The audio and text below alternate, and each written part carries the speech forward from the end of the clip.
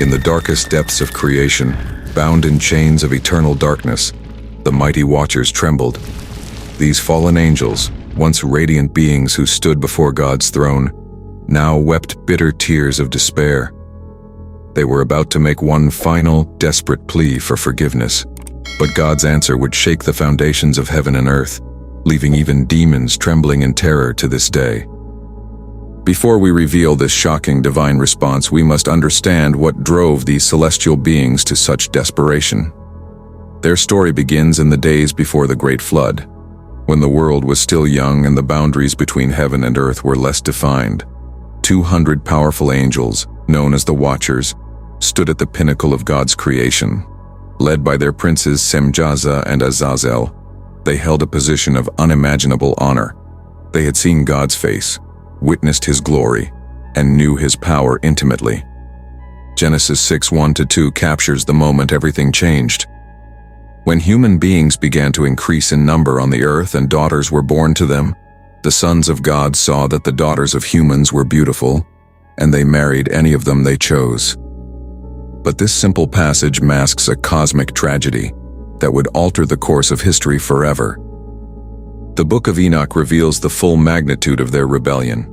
These mighty angels, created to watch over humanity, instead conspired to abandon their heavenly estate. Their leader, Shemihazah, spoke words that would seal their fate. "I fear ye will not agree to do this deed, and I alone shall have to pay the penalty of a great sin." But they did agree. All 200 of these powerful beings swore an oath, binding themselves to their terrible purpose. What happened next would unleash horror upon the earth. The Watchers didn't just take human wives. They began to share forbidden knowledge that humanity was never meant to possess. Azazel taught men to forge weapons of war, craft jewelry that would stir vanity, and create cosmetics that would inflame lust. Others taught sorcery, astrology, and dark arts that would corrupt human souls. But the worst was yet to come. The union between these fallen angels and human women produced offspring, unlike anything creation had seen before: the Nephilim. Genesis 6:4 calls them heroes of old, men of renown. But these were no ordinary heroes. They were giants, mighty in stature and terrible in wickedness. Their appetite for destruction knew no bounds. The world spiraled into chaos. The Nephilim consumed the earth's resources at an alarming rate. When food became scarce, they turned to devouring human flesh. Violence filled the earth, and wickedness grew until every imagination of human hearts was continuously evil. The very creation God had declared good was being corrupted to its core. The cries of the oppressed rose to heaven. The earth, once pure and untainted, was now defiled with blood. The great archangels, Michael, Gabriel, Raphael, and Uriel, looked down upon the earth with righteous anger. The Book of Enoch captures this moment. And then Michael, Uriel, Raphael, and Gabriel looked down from heaven and saw much blood being shed upon the earth, and all lawlessness being wrought upon the earth. The souls of men make their suit, saying, "Bring our cause before the Most High." God's response was swift and terrible. He dispatched His most powerful archangels with a decree that would shatter the dominion of the Watchers forever. The Nephilim would be turned against each other in a battle of mutual destruction. Their own strength would become their downfall, their power the instrument of their demise. But for the Watchers themselves, an even more terrifying fate awaited. Michael, the great prince of the heavenly host, led the armies of faithful angels in a cosmic battle that would reshape creation. The Book of Revelation gives us a glimpse of this warfare. And there was war in heaven. Michael and his angels fought against the dragon, and the dragon fought and his angels, and prevailed not. The battle was beyond human comprehension. These weren't armies clashing with earthly weapons. These were celestial beings wielding powers that could shake the foundations of creation. The faithful angels, burning with righteous zeal, drove back the rebels with devastating force. The Watchers, mighty as they were, found themselves overwhelmed by the fury of divine justice. Jude 1:6 tells us their fate. And the angels which kept not their first estate, but left their own habitation, He he hath reserved in everlasting chains under darkness unto the judgment of the great day. These weren't physical chains, but divine decrees, unbreakable bonds that would hold them until the final judgment. Now bound in these chains of darkness, facing an eternity of torment, these fallen angels were about to do something unprecedented. In their utter desperation, they would turn to an unlikely intermediary, a human being named Enoch. These once mighty beings who had looked down upon humanity with lust and contempt would humble themselves to beg a mortal to intercede for them before God's throne. But what answer would the Most High give to these rebels who had corrupted his creation? The response would be so shocking, so final, that it would echo through eternity as a warning to all creation. Stay with us as we uncover this divine judgment that makes even demons tremble. The Watchers, these fallen angels who had once stood in God's presence, found themselves facing an eternity of darkness and torment. But in their desperation, they conceived one last hope, a plea for forgiveness that would be delivered through the most unlikely of messengers. What happened next would reveal a shocking truth about divine justice that continues to echo through eternity. Picture the scene described in the Book of Enoch. These mighty beings who had once inspired awe and terror now trembled in their chains of darkness. Their voices, which had once led the heavenly chorus, could barely whisper their plea. The text tells us, "They were all afraid, and fear and trembling seized them. They asked me to draw up a petition for them, that they might find forgiveness." But why choose Enoch? What made these fallen angels think a mortal could intercede for them before the throne of God? The answer lies in Enoch's unique relationship with the divine. Genesis 5:24 tells us something extraordinary about this man. Enoch walked with God. This wasn't just poetic language. Enoch had achieved such intimacy with the divine that he would eventually be taken directly to heaven without experiencing death. The Book of Enoch captures the fallen angels' desperate state. For from thenceforward they could not speak with him, nor lift up their eyes to heaven for shame of their sins for which they had been condemned. These beings who had once gazed upon God's glory could no longer even lift their eyes toward heaven. Their pride had been utterly broken, replaced by a terror that shook them to their core. Their petition was heart-wrenching. Through tears of anguish they begged Enoch to write their plea, to carry their desperate cry for mercy to the throne they had forsaken. These mighty beings, reduced to using a mortal as their mouthpiece, poured out their remorse and begged for a second chance. What followed was one of the most extraordinary journeys ever recorded in ancient texts. Enoch, a mere mortal, would traverse the celestial realms to bring their petition before God himself. The Book of Enoch describes his incredible ascent in vivid detail. "And the vision was shown to me thus. Behold, in the vision clouds invited me, and a mist summoned me, and the course of the stars and the lightning sped and hastened me, and the winds in the vision caused me to fly and lifted me upward and bore me into heaven." As Enoch ascended higher, the sights became more magnificent and terrifying. He passed through realms of fire and crystal, witnessed walls of precious stones, and saw things that no human words could adequately describe. "And I saw a roofing of crystal, and between crystal tongues of living fire. And I looked and saw therein a lofty throne. Its appearance was as crystal, and the wheels thereof as the shining sun, and there was the vision of cherubim." Each level of heaven revealed new wonders and terrors. He saw great wheels of fire turning in every direction, countless eyes watching from every angle, and beings of such glory that they defied description. The Book of Enoch records, "And from underneath the throne came streams of flaming fire, so that I could not look thereon. The great glory sat thereon, and his raiment shone more brightly than the sun, and was whiter than any snow." Finally, Enoch reached the highest heaven, where the throne of God itself stood. The presence of the Most High was so overwhelming that Enoch fell on his face, unable to stand in such glory. Yet even in his terror he remembered his mission, to present the desperate plea of the fallen Watchers. With trembling voice Enoch began to read their petition. These mighty beings who had rebelled against heaven itself now begged for mercy through the words of a mortal. They acknowledged their sin, confessed their transgression, and pleaded for a second chance. Through Enoch, they sought what seemed impossible: forgiveness for a rebellion that had corrupted creation itself. The heavenly court fell silent. Angels stopped their eternal songs of praise. The very wheels of fire ceased their turning. All of creation seemed to hold its breath, waiting for the response from the throne. Would God, in His infinite mercy, grant these fallen beings another chance? Would the justice that had cast them down now be tempered with forgiveness? The tension in the heavenly court was palpable. These weren't ordinary sinners seeking forgiveness.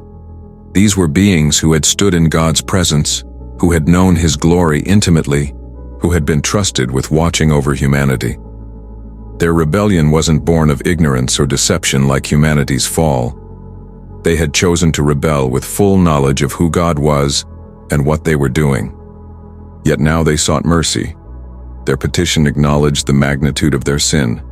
They confessed how they had corrupted humanity, taught forbidden knowledge, and produced offspring that had filled the earth with violence.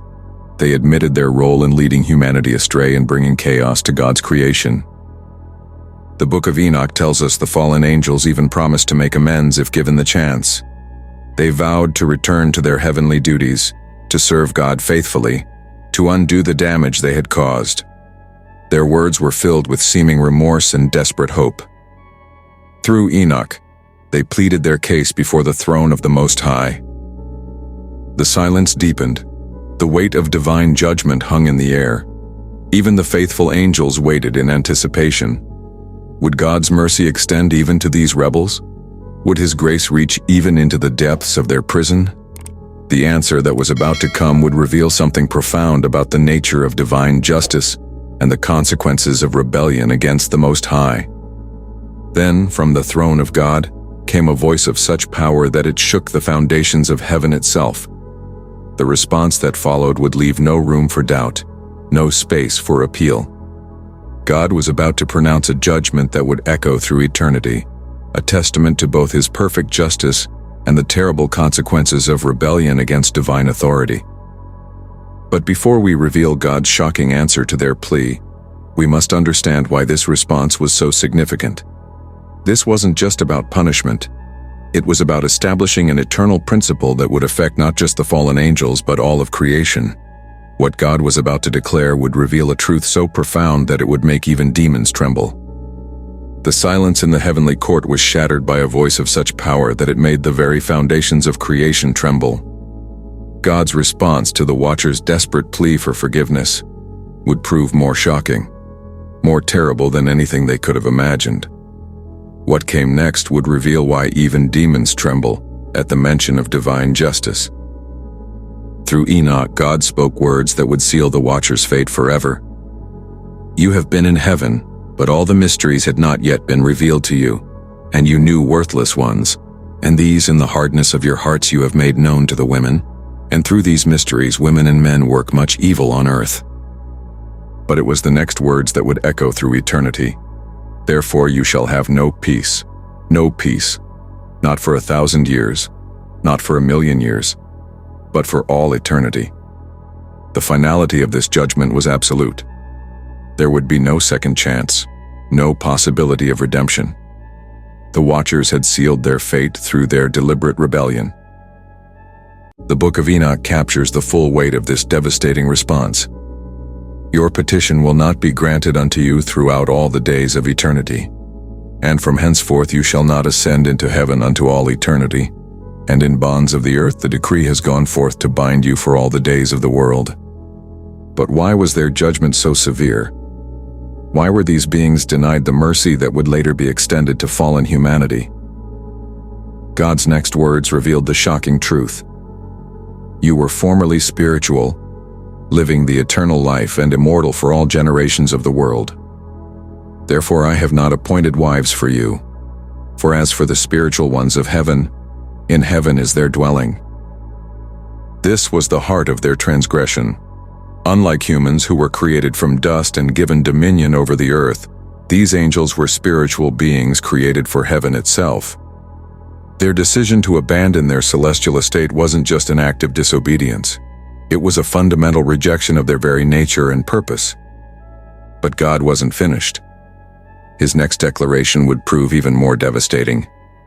And now the giants, who are produced from the spirits and flesh, shall be called evil spirits upon the earth, and on the earth shall be their dwelling. Their offspring, the Nephilim, would become demons, evil spirits doomed to wander the earth until the final judgment. The Watchers would have to witness the eternal corruption of their own offspring, a perpetual reminder of their cosmic transgression. The judgment continued, each word falling like thunder. They shall rise up against the children of men and against the women, because they have proceeded from them. From the days of the slaughter and destruction and death of the giants, from the souls of whose flesh the spirits, having gone forth, shall destroy without incurring judgment. This was justice beyond anything they had anticipated.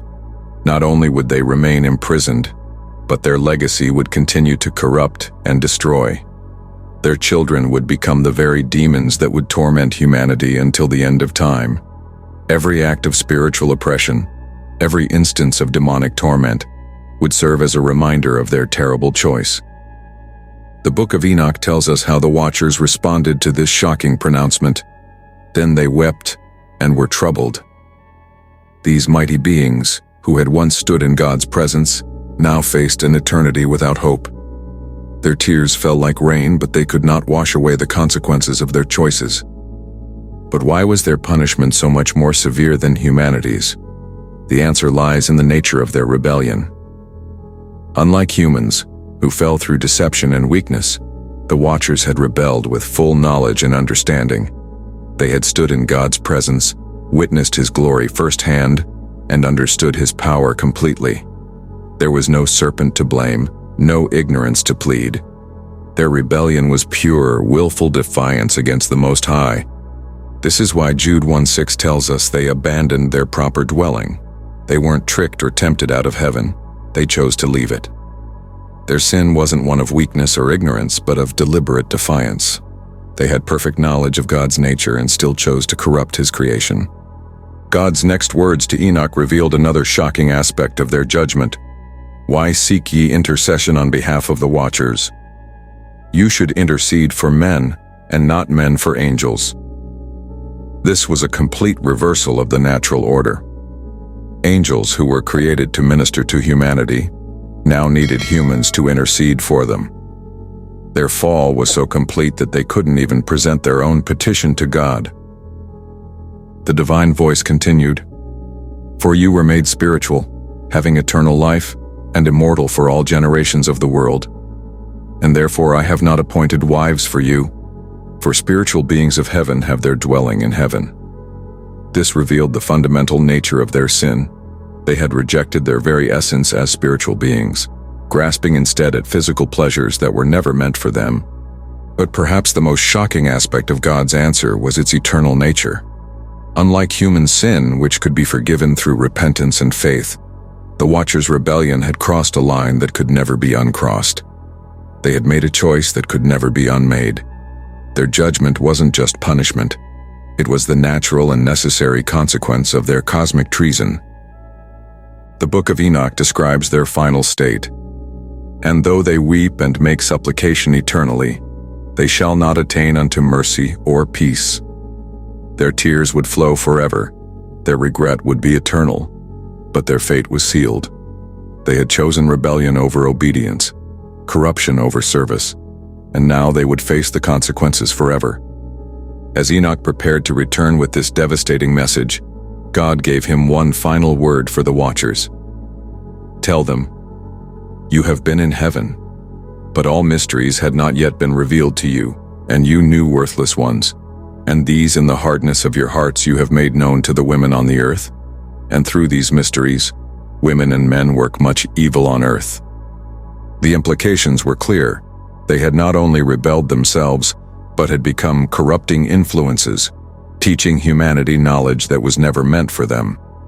They had introduced weapons of war, sorcery, and the dark arts to a world unprepared for such knowledge. Their actions had accelerated humanity's descent into violence and wickedness. When Enoch returned with this message, the watchers' response was beyond description. The Book of Enoch tells us they wept and were sorrowful. These mighty beings who had once stood in God's presence now faced an eternity without hope. Their tears fell like rain, but they could not wash away the consequences of their choices. But their story serves as more than just a cautionary tale. It reveals something profound about the nature of divine justice and the consequences of rebellion against God. Their judgment stands as an eternal warning that some choices have irreversible consequences, some decisions cannot be unmade, some sins cannot be undone. As Enoch delivered this final message, the full weight of their eternal fate descended upon them. The shock of God's answer would echo through the ages, a testament to both His perfect justice and the terrible consequences of rebellion against divine authority. But the most shocking revelation was yet to come. But the full magnitude of God's shocking answer wasn't just in its finality. It was in what it revealed about divine justice itself. The Watcher's fate would become an eternal testament, a warning that would make even demons tremble. Their story reveals truths so profound that they shake our understanding of sin, judgment, and mercy to its very core. First came the flood, a divine reset that would cleanse the earth of the corruption brought by the Watchers and their offspring. Genesis 6:5-7 tells us, "The Lord saw how great the wickedness of the human race had become on the earth, and that every inclination of the thoughts of the human heart was only evil all the time. So the Lord said, I will wipe from the face of the earth the human race I have created." But while humanity would be given another chance through Noah and his family, the Watchers would remain bound in their chains of darkness. Their punishment wasn't just imprisonment. It was knowing that they would have to watch as their hybrid offspring, the Nephilim, became the very demons that would torment humanity until the end of time. The Book of Enoch reveals this shocking truth. And now the giants who are produced from the spirits and flesh shall be called evil spirits upon the earth. Evil spirits have proceeded from their bodies, because they are born from men, and from the holy Watchers is their beginning and primal origin. They shall be evil spirits on earth, and evil spirits shall they be called. Think about the magnitude of this judgment. Every act of demonic oppression, every instance of spiritual torment, would serve as an eternal reminder of their rebellion. Their own children would become instruments of evil, and they would have to witness this corruption continue until the final judgment. But why was their judgment so absolute? Why did God refuse to show them mercy when He would later extend grace to fallen humanity? The answer lies in a shocking truth about the nature of their sin. These weren't beings who fell through deception like Eve in the garden. These were celestial creatures who had stood in God's very presence, who had witnessed His glory firsthand, who had known His power intimately, and still chose to rebel. 2 Peter 2:4 captures the finality of their fate. For if God did not spare angels when they sinned, but cast them into hell and committed them to chains of gloomy darkness to be kept until the judgment, this wasn't just punishment. It was a necessary response to maintain the very order of creation itself. The Book of Enoch reveals another shocking aspect of their judgment. God declared to them, "You have been in heaven, but all mysteries had not yet been revealed to you, and you knew worthless ones, and these in the hardness of your hearts you have made known to the women on the earth." They had taken the partial knowledge they possessed and used it to corrupt rather than protect humanity. But perhaps the most shocking revelation was yet to come. While their fate was sealed, God would later provide a path of redemption for fallen humanity through Christ. The very beings they had looked down upon, the humans they had chosen to corrupt, would be offered what they were denied, a chance for forgiveness and restoration. This cosmic irony must torment them daily. They who would not serve God now watch as humans, made lower than angels, are raised to glory through Christ. They who rejected their positions now see the humble exalted. They who grasped at divinity now witness humanity being transformed into the image of God. Consider the profound implications. These beings who thought themselves too exalted to serve God must now watch as human beings, creatures they deemed beneath them, are adopted as children of God. As 1 Peter 1:12 tells us, these are things which angels long to look into. The mystery of human redemption must be a source of eternal torment for them. But their story serves as more than just a cautionary tale. It reveals shocking truths about the nature of sin and divine justice that we ignore at our peril. Their fall teaches us that no position is so high that pride cannot bring it low. No being is so wise that they cannot be deceived by their own heart. No power is so great that it cannot be broken by divine justice. The Watcher's story also reveals something shocking about the hardening nature of sin. Even after witnessing God's power in judgment, even after seeing countless prophecies fulfilled, even after watching God's plan unfold through the ages, these beings continue in their rebellion. Their pride, though crushed, remains unbroken. Their hearts, though defeated, remain defiant. This leads us to perhaps the most shocking revelation of all. Knowledge alone cannot prevent sin. The Watchers had perfect knowledge of God, yet they still rebelled. This reveals the deceitful nature of pride. It can blind even the most enlightened being to the consequences of their actions. As James 4:6 reminds us, God opposes the proud, but shows favor to the humble. Their fate demonstrates that some decisions have irreversible consequences. Not all sins can be undone. Not all choices can be reversed. The Watchers crossed a line that could not be uncrossed, made a choice that could not be unmade. This serves as a solemn warning about the weight of our own decisions. But unlike the Watchers, we have hope. Through Christ, we have been offered what they were denied, a path back to God. Their story ends in judgment, but ours can end in redemption. The question is not whether God will judge pride. The Watchers prove He will. The question is whether we will learn from their example and choose the path of humility that leads to life. As we close this exploration of God's shocking answer to the Watcher's plea, remember this. Their fate stands as an eternal warning about the consequences of pride and rebellion against God. But it also stands as a testament to God's mercy toward humanity. We have been shown their example. We have been told their fate. We have been given what they never received, a way back to God through Christ. The choice that faced the Watchers faces each of us today. Will we, like them, exalt ourselves against God's authority? Or will we humble ourselves under His mighty hand? The consequences are eternal. The decision is ours and the time to choose is now.